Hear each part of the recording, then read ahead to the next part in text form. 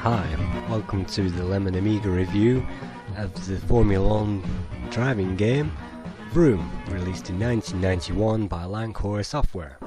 This review will take you through a track-by-track guide to both the main game and the Datadisk. So, having selected arcade mode and automatic gears, we're away with the first track, which is the Fuji circuit in Japan.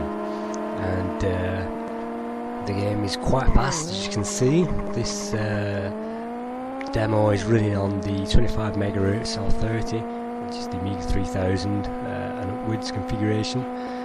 So the first track is really fast. Lean it over to the left here for this kink in the road. The only hard section, as you can see, is this narrows here. It's very easy, particularly if you find cars parked up in this area. It's very easy to get waylaid, and of course there's always a way over around these obstacles. The thing about Vroom is it's not particularly easy for the novice to pick up, but at least this first track is moderately interesting.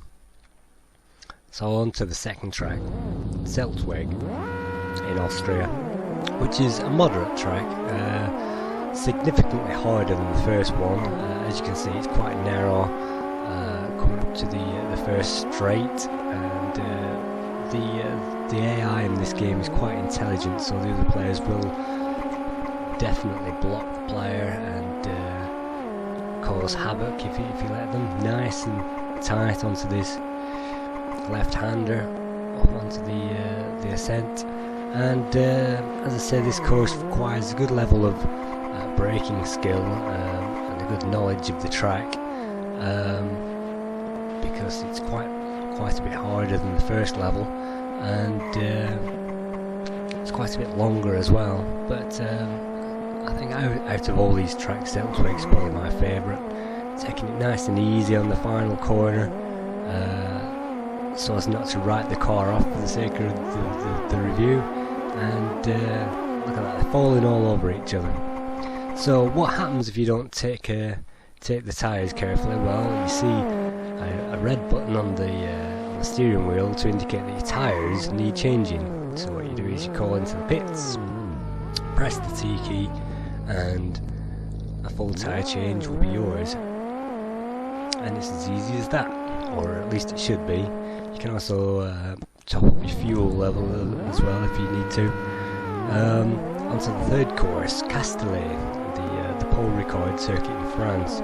Very twisty and narrow at the beginning, but as you drop down to this winding twisting chicane, it's so easy on this section to make a mistake, and then you have a full lap to catch up to everybody else after all that. So onto the uphill section, which can be taken flat in top gear, and so can this corner under normal circumstances. Skid it around this right-hander and cut it inside there, drop a gear for this one, and then full speed for the rest of the circuit. But as I say, the hard part, without any doubt, is the narrows just after the start, and this is how you do it. Past the guy, straight into the section, and speed into the sunset. The fourth circuit on the original Vroom game is Silverstone, which is a moderate course, as long as you don't go on the grass. Moderately fast course, that is, and moderately long as well. The hardest corner is this, where you have to really slow down preemptively to judge that corner, and then it's nice and fast going into the back straight. Just dab the brakes here just to make sure that you get around this corner, and oh, look at that. From somewhere, from out of the blue, some cars broke down in the middle of the track and ripped me off. That's definitely an aspect of this game, as well as the players that you can pass easily.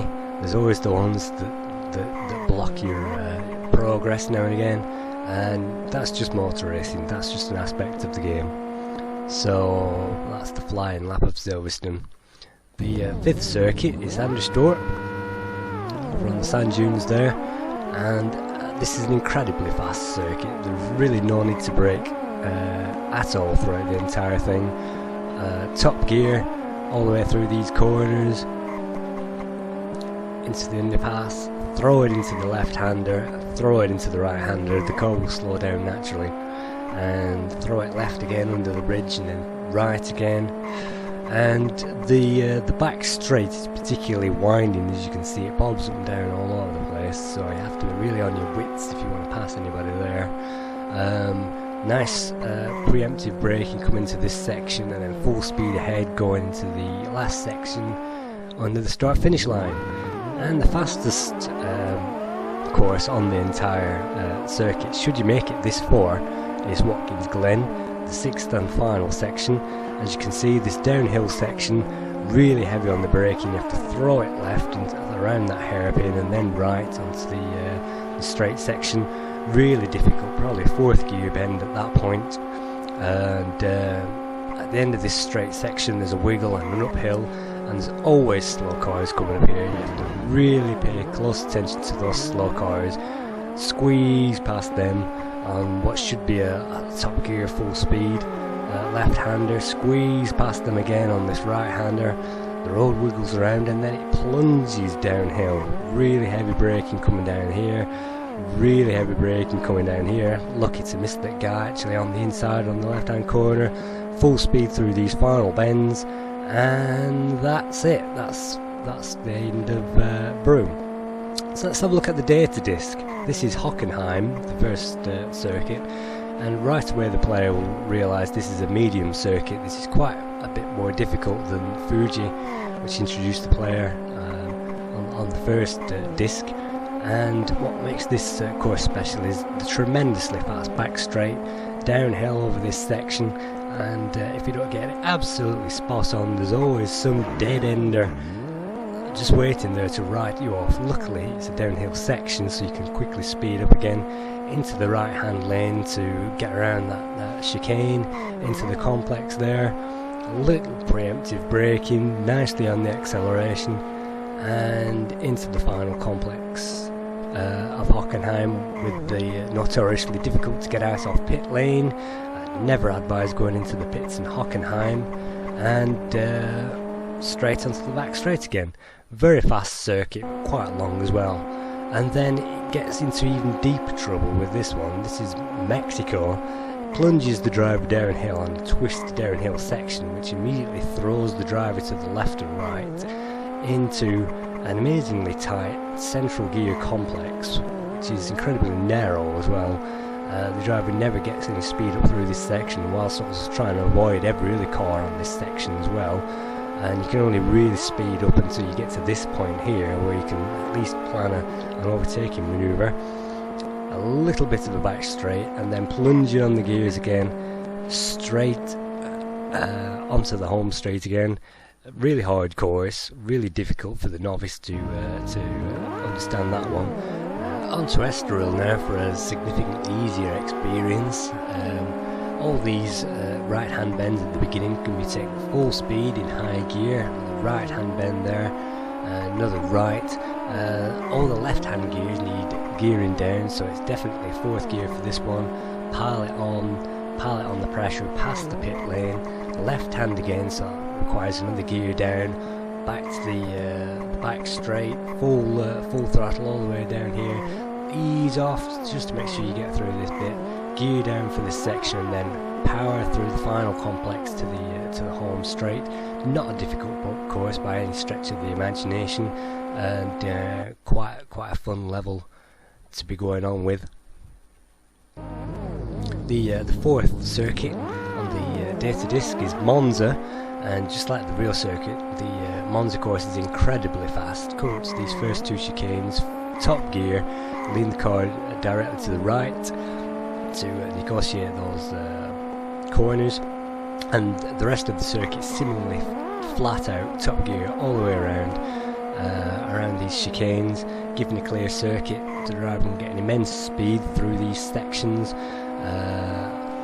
looking left and right through the tunnel, hug the left hand side here, and again to complete the narrow section, a little bit of a long straight, coming down the back end area there, negotiate this driver and dag on the brakes just a little bit for that final bend, come into the back straight. But really, Monza is an incredibly fast circuit, which definitely requires a level of bravery and experience to get through that thing quickly and effectively.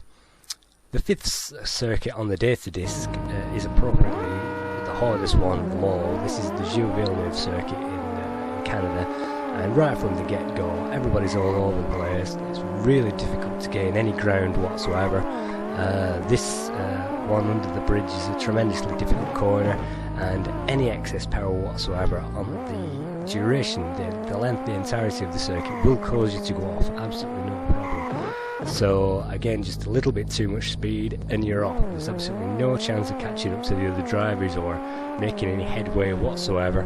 You really have to be on your best behaviour on this course, teetering it around all the bends with kid gloves. There's a little nice back straight here, overtaking that corner, and really hard on the brakes. If you're not really hard on the brakes, you'll be going off again, and as you can see, finding yourself at the back of the field. Twisty front section there.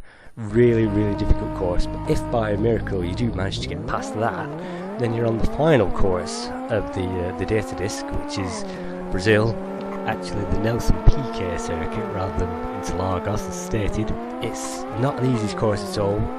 Pressure has to be applied all the way through it, and yet braking for these heavy turns, heavy corners there leading onto the back straight. Gives you a nice run off to try and catch a few people, nice easy pits to get into, but again, kid gloves going around these corners just to make sure that everything works out okay, because they're really tight, they require a lot of experience, and winding around these corners again, I'm not gaining and making up any ground on these guys, so it's really difficult to make any headway at all. And so let's have a look at the second update, Vroom. A year after they released the Datadisk, they released this, the multiplayer version. And as you can see, it remains fairly faithful to the original idea, along with a whole new batch of racetracks. Multiplayer edition features 18 racetracks, including all 6 from the original game, 6 from the Datadisk, as well as a whole range of other options, including adjusting the tyres and the wing. You'll find the game is pretty faithful to the original, except the controls are slightly different, not as responsive, and the car just doesn't feel like it has the same levels of grip as it used to have, but pretty good game anyway. A year later, Denmark took over the license and released this, the licensed F1 update, and as you can see, they've kept the same game mechanics as well as the tweaking options there.